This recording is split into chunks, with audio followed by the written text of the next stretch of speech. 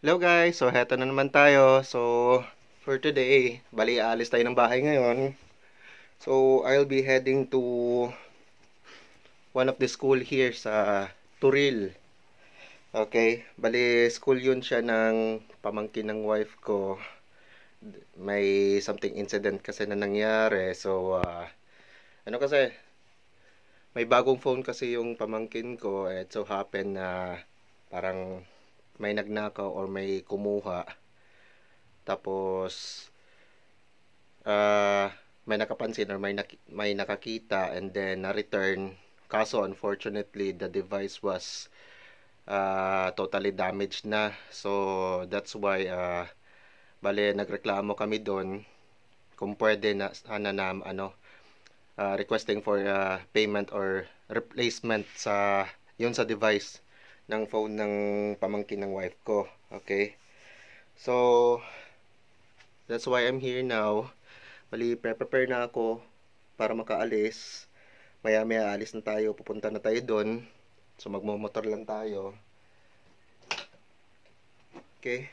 So, ano kasi, medyo ang issue kasi doon sa phone is wala pa siyang 1 month from the date na na-purchase. After how many weeks from the purchase date. So, bali, yun. It was stolen sa school.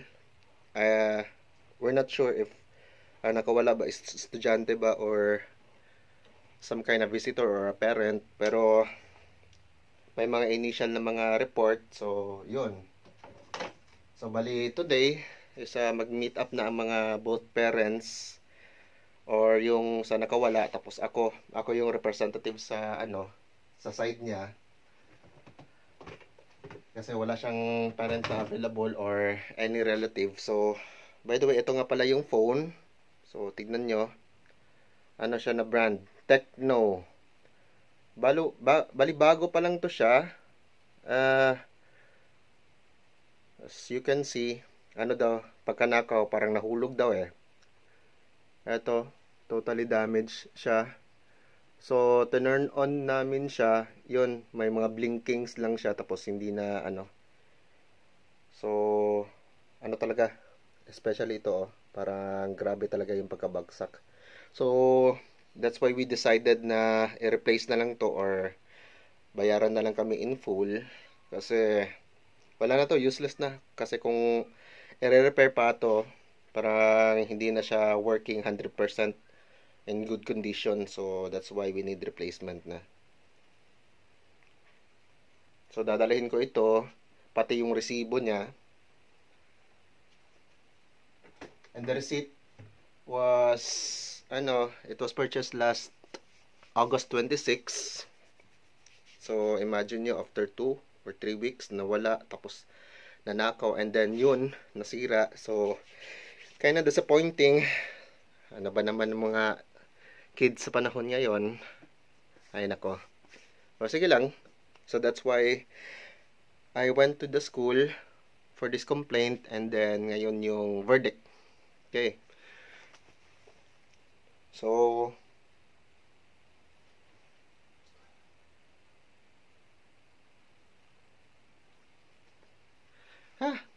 wala kasing representative ngayon sa side ng wife ko at saka sa side ng bata kasi working day kasi ngayon and walang ibang bakante, so ako na lang muna pupunta.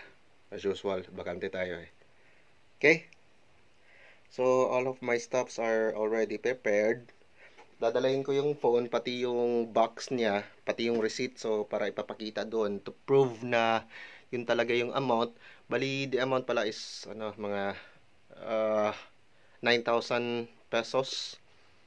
So, good thing kung i-replace nila ng bago, kung if they will pay the certain amount, siguro baka pwede replace na namin ng bago, or di kaya baka makadecide kami kung anong unit na lang ibibigay sa kanya for disciplinary action. So, yun, kinda disappointing.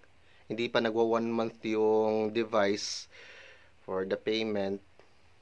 Ano kasi yun, home credit. So, home credit. So, hindi pa dumating yung billing. Yun, nasira na. So, good thing kung bibila ng bago or di kaya babayaran na lang. Sige lang. So, dito lang muna tayo. Alis muna ako. So, kita-kits na lang tayo mamaya. Okay? I'll see you then. Hello guys, so nakarating tayo sa school. So, ito, papasok na ako sa school. Nasa labas na ako ng school. Nasa labas na ako ng school naka-park eh. So, ito.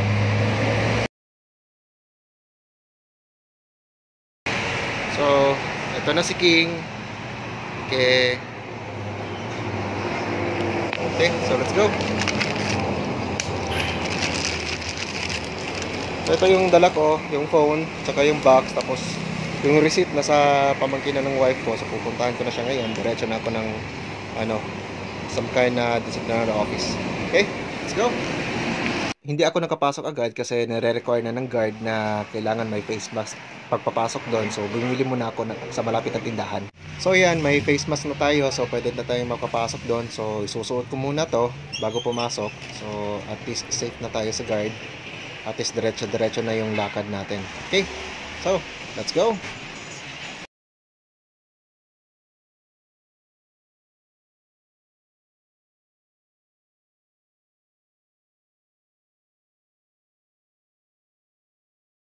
Hello guys, so I'm back. Kakauwi ko lang dito sa bahay. So, actually medyo okay naman yung result or the outcome ng confrontation. Bali, wala talagang masyadong confrontation. So, yung perfect lang yung kausap ko. Walang parent. I don't know what's the main reason bakit wala siya. Siguro ayaw niya makita. Siguro nahihiya or busy. Sige lang. Pero the ending as they admitted the crime. So, ninakaw talaga. Yun yung ending. So, with that solution, parang they will pay na lang the certain amount of the device. So, yun. They will pay the certain amount. So, baka within next week, magbibigay sila ng the money. They will give the money for the payment of those of the damaged item. So, yun. Wala naman, tapos konting investigation. So, yun talaga. May kumuha. Hindi parent yung nakukuha, pero yung estudyante. And then, yun, may mga there's something investigation happened, confrontation sa kanila, tapos ayaw umamin. So, present ng school doon sa parent, and then, yun, from the first glance, yun, inadmit na lang niya. So, that's why she decided na, na lang, bayaran na lang. Okay. Wala pa kasing billing yun. So, at least may payment na kami para doon. Or di kaya, pabili na lang ng bago. Sige lang, let's wait. Let's see that for a while. So, let's see the decision. So, at least may disciplinary action na lang din doon sa bata. Okay, so wala na, close na tayo doon. Not totally close, pero near closing na tayo sa issue or sa crime. So, yun.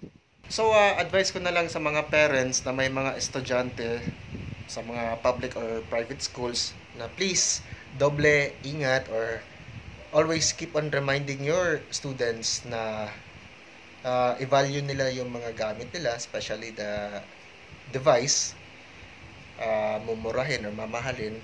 Basta, keep them in touch, tapos always keep on reminding them na may mga valuable things. So, dapat ingatan, mag-iwala, wag sa walang bahala yung mga gamit nila sa school or di kaya sa outside, para at least ma-maintain pa rin yung to maintain the relationship at saka yung item. Siyempre, hindi din biro na mawalan ka ng gamit, especially that phone. Nawala na nga siya, nakita, pero damage na. So, parang nawala na din. Okay. So, sa mga kids dyan, so, ingatan yung phone nyo, ingatan yung mga gamit nyo. So, dapat wag iwala. Sayang din yung pinaghirapan ng mga parents ninyo sa bumili niyan. So, dapat ingatan din talaga. Okay? So, paano, hanggang dito na lang muna tayo. So, see you next time ulit sa next video ko. So, it's either ganito or baka may bagong vlog ako. So, sa mga hindi pa naka-follow sa akin, please follow sa Facebook page ko. It's me, Arlon. At saka sa YouTube channel ko, Arlon Espanyola. So, paano? Till next time ulit. Ah, see you around. Ingat.